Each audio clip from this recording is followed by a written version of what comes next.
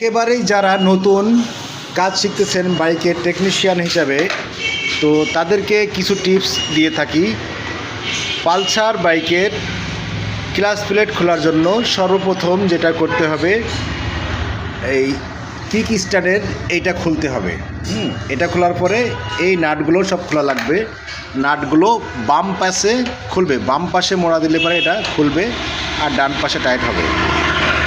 আর বিস্তারিত ভিডিও দেখার জন্য চ্যানেলটি সাবস্ক্রাইব করে রাখুন।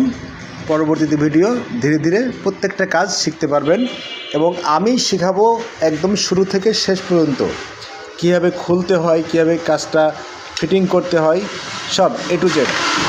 কারণ অনেক ব্লগ আছে যে আগা মাথা কিছু দেখায় না, বোঝায় না, তো সেই ক্ষেত্রে হয় কি যে কেউ শিখতে পারে না, বুঝতে পারে না। তো আমি প্রত্যেকটা ভিডিও এমনভাবে দিব যাতে করে নতুন যারা আছে তারা শিক্ষণীয় কিছু পায়।